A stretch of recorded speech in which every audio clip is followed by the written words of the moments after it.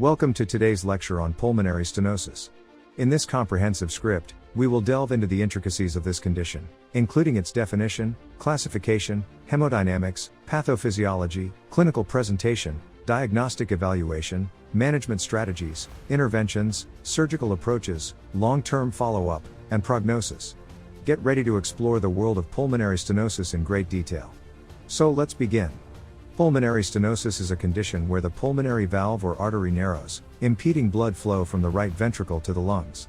It can be present at birth or acquired later in life from diseases like rheumatic fever or infective endocarditis. The severity varies and can have serious consequences if not treated. Pulmonary stenosis can be classified based on its anatomical location and the mechanism of obstruction.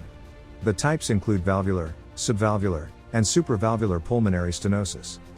Valvular pulmonary stenosis involves abnormal thickening, fusion, or malfunction of the pulmonary valve leaflets.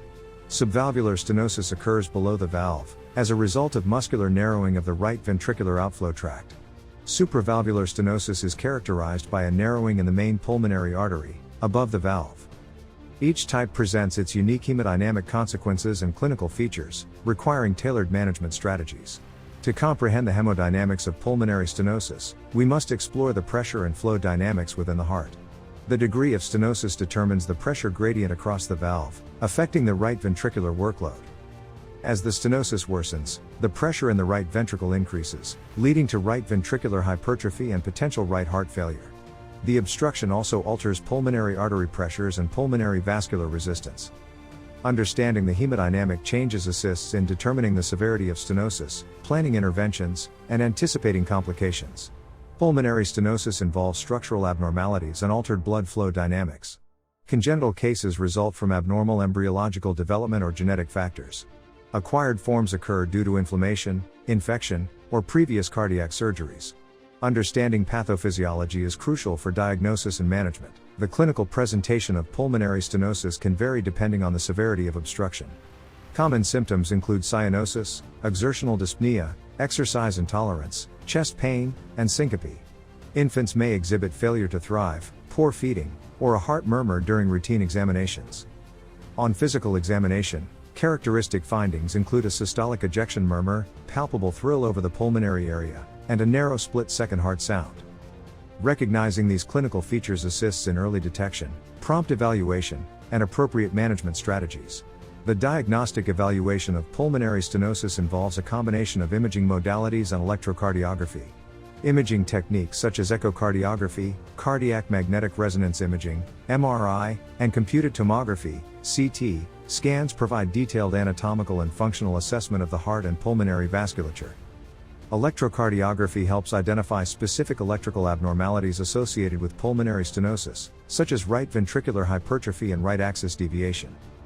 Integrating these diagnostic tools aids in precise assessment, guiding treatment decisions, and monitoring disease progression. Echocardiography plays a pivotal role in the assessment and monitoring of patients with pulmonary stenosis. It provides real-time images of the heart, allowing visualization of the valve, right ventricular size and function, and evaluating the severity of stenosis. Doppler echocardiography is particularly useful in measuring pressure gradients across the valve, determining the severity of obstruction, and assessing the presence of associated abnormalities. The information gathered through echocardiography assists in formulating individualized treatment plans and ensuring optimal patient care.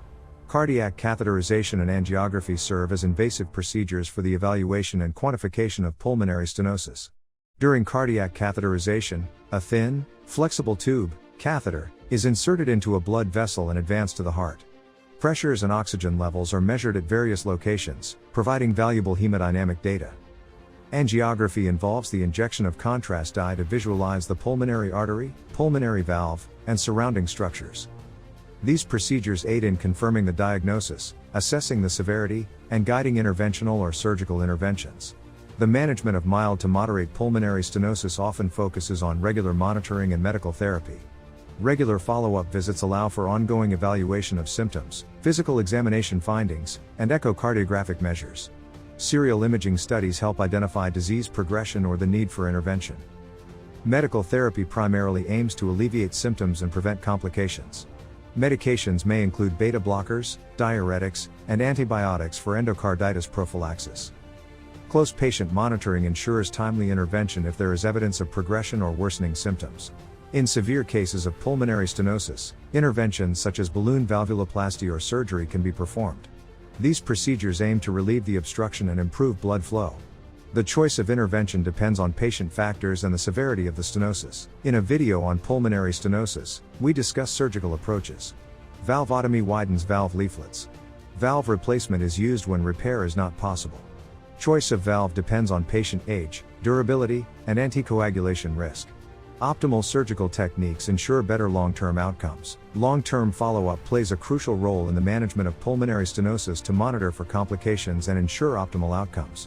Regular clinic visits, echocardiography, and other imaging studies help assess valve function, right ventricular size, and potential complications. Complications may include arrhythmias, infective endocarditis, right heart failure, or residual or recurrent stenosis. Early detection and prompt intervention can prevent or manage these complications, leading to improved long-term prognosis. By understanding pulmonary stenosis, medical professionals can provide targeted care, promoting better outcomes. This video has covered its definition, evaluation, management, interventions, and prognosis for improved patient quality of life.